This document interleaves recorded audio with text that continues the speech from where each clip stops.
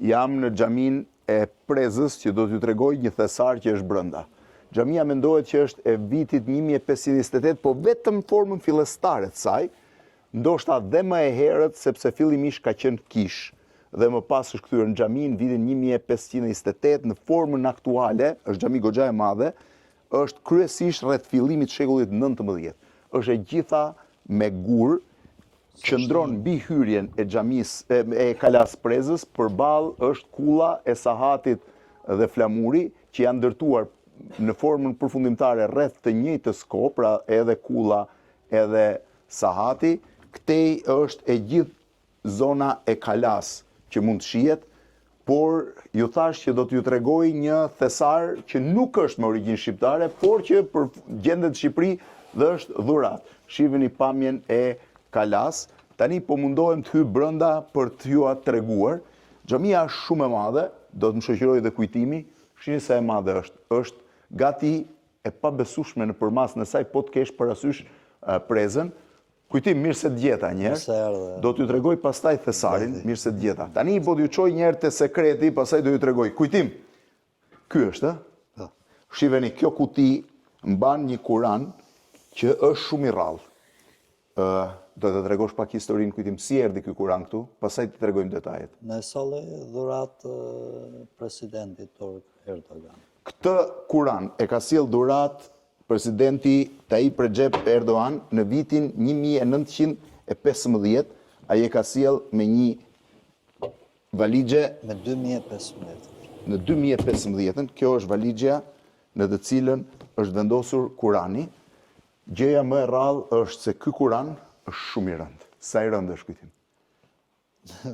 Bi 25 kg, bile një Kam frikë se është më shumë se 25. Po, një vizitor shkodran, që ishte marrë me pucari, sa pa e pa, se e pëton, thash për kuriozitet, sa kile peshon.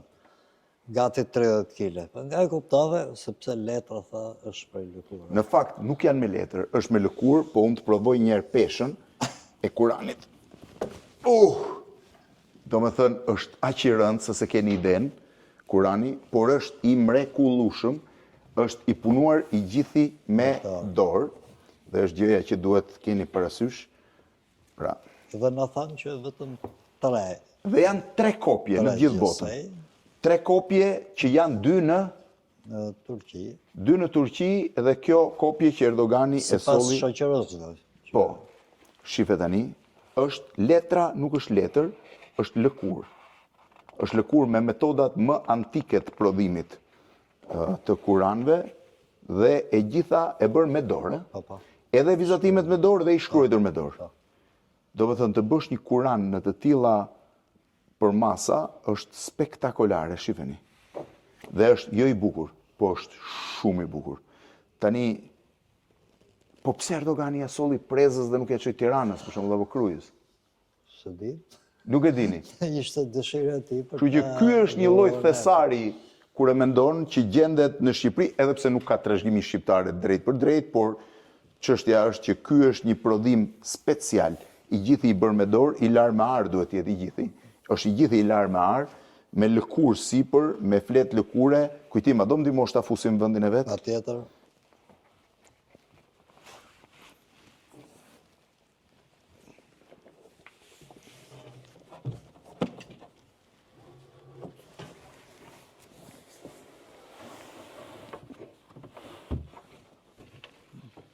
Mbyllet ashti. A, duhet dalin fletët, falë, se po s'ka ndihmoj unë. Shumë mirë.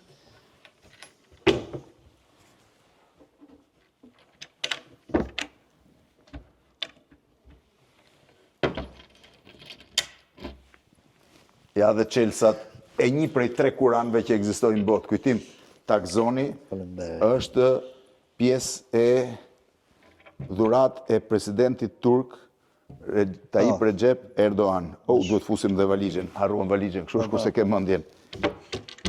Donaj, tash të hap dhe herë. Atëherë duhet futet dhe valixhja, nga kjo është shkrimi. Mbyllet ashti.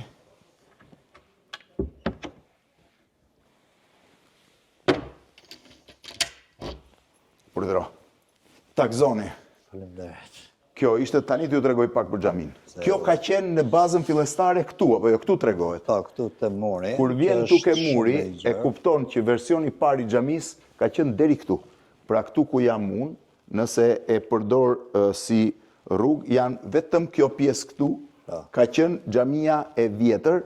Ju më thatë që xhamia vjetër është ngritur mbi një kishë. Ndërtuar bashkë me kanë me murë dhe kalas. Ndërtuar kisha bashkë me murë dhe kalas, në kohën e Kartopis, apo jo? Po kisha ishte poshtë? Kjo ishte ndërtesë e kishës, po falja bëhej poshtë. Falja bëhej poshtë, kurse këtu është ngritur për të lejuar hyrjen e kalas. Ty e shpjegoj më mirë. Pasi u kthye në xhami, ja edhe shenja e mihrabit që ky është mihrabi, kur imami. Pasi u kthye në xhami, u përdor pikërisht kjo pjesë e xhamisë, meqense se kishte pak njerëz. U shtuan besimtarët, u mbyll ky mihrab, dhe u hap mihrabi i ri. I riu, muri ekzistues që ishte këtu kaloi në drejtim të derës dhe në mes u hap mihrabi i dytë.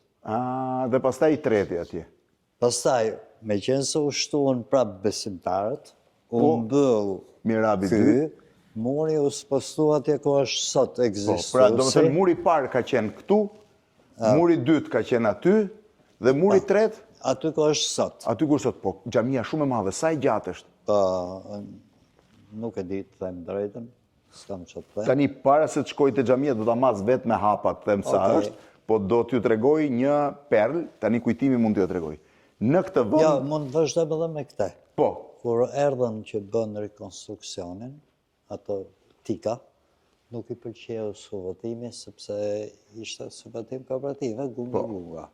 E hollën poshtë suvotime dhe zbuluan 2 mbylljet. Na pyetën, ç'janë këto? Edhe ne i treguam që është shtuar pjesë xhamia, po i lejmë tha origjinale, se nuk gjen xhami me 2 mihrabe sot. S'ka xhami me 2 mihrabe. Një. Kështu që i rujtën të 2 mihrabet. Ata do ta lejmë origjinale, tha, po të parë nuk e lejmë dot origjinale, atë që u mbyll, po.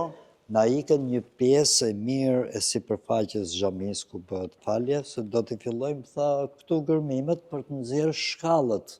Edhe kjo pjesa ngelet e papërdorshme, se do jetë pjesë bodrumi. Kështu që unë do ta mas sa e madhe është, pastaj do ju tregoj një gjë, ta mas që këtu shive çfarë pamje ka xhamia, mund të shohësh komplet pjesën tjetër. Tani ecim dhe e provojmë. E ke 1 metër hapë? 2, 3, 4, 5, 6, me afërsi, 7, 8, 9, 10, 11, 12, 13, 14, 15, 17, 18, 19, 20, 21. Pra mund të jetë 20 metra e gjatë, 1, 2, 3, 4, 5, 6, 7, 8. 20 me 8 afërsisht rreth 150 metra katror është vetëm xhamia. Po tavanin e vuri tika të ri? Po. Edhe tavani është shumë i bukur. Se e kishim kompensat dhe ato tabakët e kompensatëve 1 metër me 1 metër edhe ato ulëzoshën. Edhe është bërë rekonstruksion njëkohësisht me xhaminë e Krojës. Xhami me 2 mihrabe, imagjinoni me një pamje spektakolare nga do që të rrotullohesh, mund të shohësh mrekullim me 3 mihrabe, edhe me të voglin të mbyllur, 3 mihrabe se sa herë zgjeroj shtyej mihrabin për të shkuar në pozicionin aktual. Sa banor ka preza? Atë në gjendje civile, faktikisht janë 7.300. Po real sa janë? Real. Kur janë bë musliman banorët e prezës? E tregon edhe tabela. 1500. 1528. Kujtim ti je mësues? Unë kam qenë mësues. Çfarë ke dhënë? Letërsisë. Letërsisë. Ka pas shkollë të mirë këtu në prezë? Unë kam filluar këtu në 70-ën edhe ka qenë shkollë mesme. 1970-ën ke filluar? Shkollë mesme. Sa nxënës ka arrit në kulmin e saj si shkollë? Ne kishim nga 3 paralele, mbi 800 nxënës. Mbi 800 nxënës. Në atë kohë? Në atë kohë, unë kur kam mbaruar kisha maturën time, e kisha me 38 nxënës. Pyeta vitin që kaloi, 13 nxënës. 13 nxënës janë tani, e? Ba, ti pas ke nisë mësues gati kur kam lind unë. Unë kujtim të falenderoj shumë një herë për këtë vizitë. Faleminderit. Shkoftë mbarë dhe ju.